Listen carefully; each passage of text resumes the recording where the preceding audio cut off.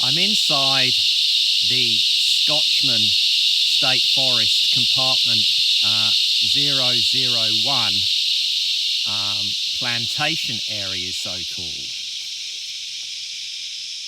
Until 2022, the area that I'm in was zoned plantation by the Forestry Corporation. And I can't say, but one of the reasons it may have been had its boundaries changed was because of the fact that as citizen scientists we've been arguing that our state so-called plantations are full of native forest. The boundary was redrawn in 2022, this blue line here, to more closely conform with the plantation boundary. But at that time, this area in blue was annexed into the plantation, and within it, the areas I have delineated here in red are patches of original remnant native forest within inside those plantation boundaries. And here is a Koala record.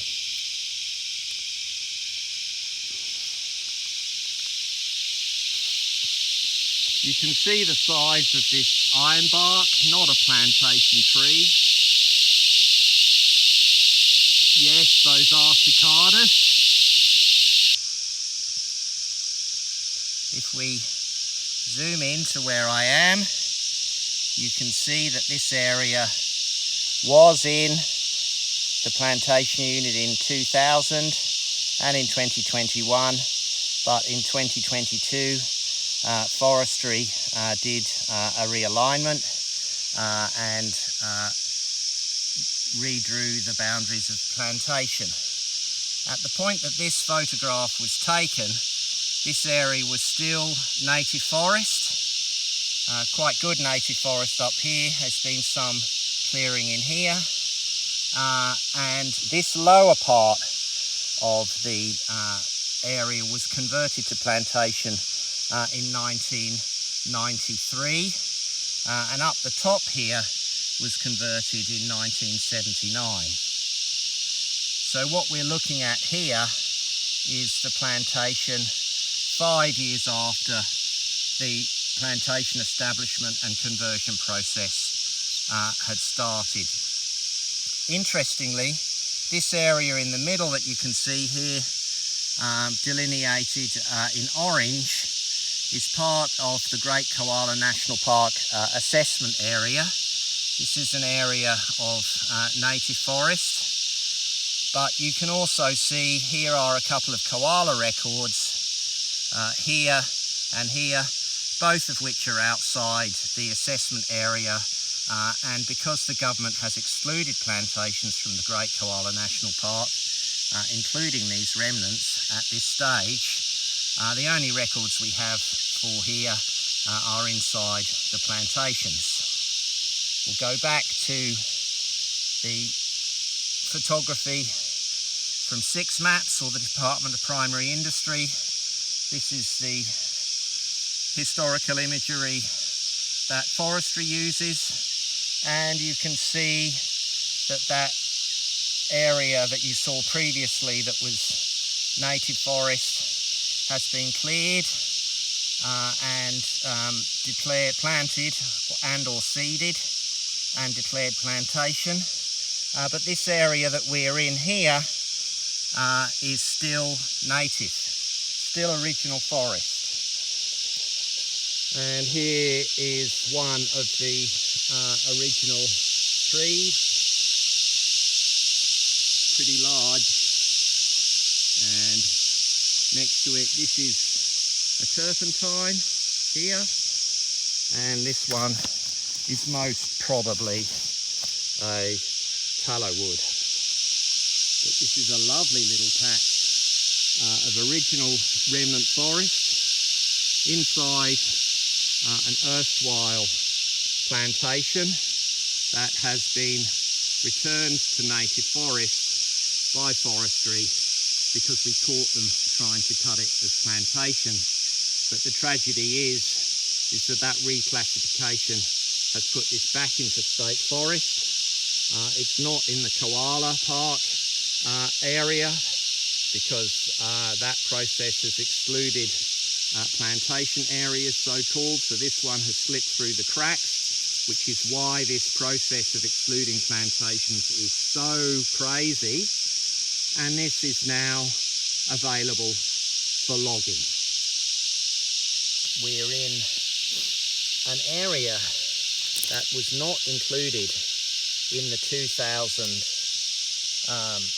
or the 2021 plantation boundary, but has been annexed in the 2022 plantation boundary.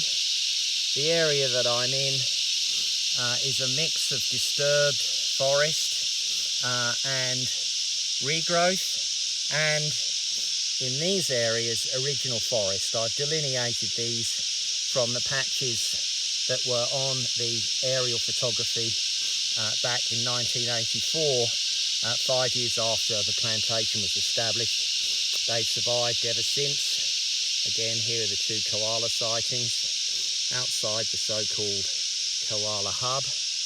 And I'm on the boundary of that older plantation unit. Forestry's retained that plantation unit, but just simply added on this whole stretch down here into the top plantation unit.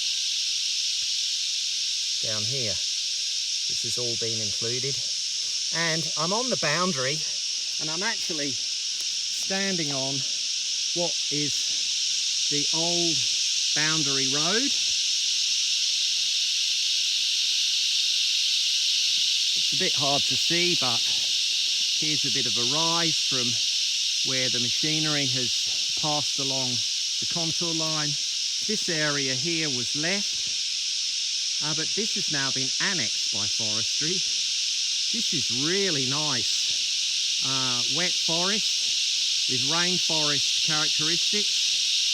I wouldn't be at all surprised if we find some rare rainforest plants. Quite clearly not plantation, but just being annexed as plantation and available for logging as plantation, because there may be one or two plantation trees in here. So it's still going on. Forestry is redesignating what it's called plantation back to native forest so it can log it, and it's redesignating areas of native forest as plantation so it can go in and log it. Either way, koala habitat inside the so-called Great Koala National Park is unprotected and will be destroyed if we don't have what I and my colleagues, my academic colleagues, are calling the Greater Koala Park.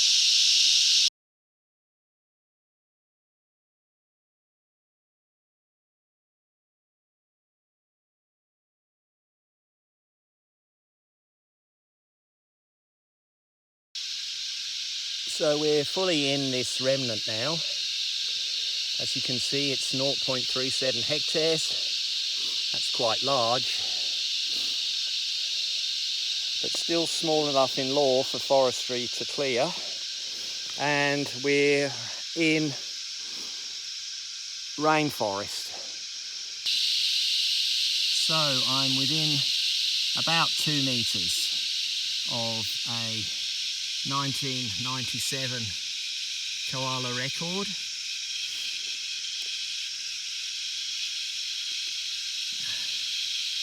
Here we go. This is brought in from the BioNet data and taken in 1997. Outside the remnant, but within recovering native forest. So this is a slightly later record than the one from the 90s previously. I'm right over it now, apparently, pretty much. Let's just bring the record up again. And this is none other than Dan Lunny's Community Wildlife Survey. So who are we to contradict a great koala researcher? And again, here's the record. I think this just goes to show that when it comes to protecting koalas, we have to make the koala the focus. Remember, it spends most of its time up in the canopy, and probably around here goes from remnant to remnant, from regrowth to regrowth. And just because this is a lantana infested bit of plantation does not mean it's not critical to the survival of the koala in this region, which is why we need a greater koala park of prime habitat, secondary habitat, corridors and links, and for the koala, that includes the plantation.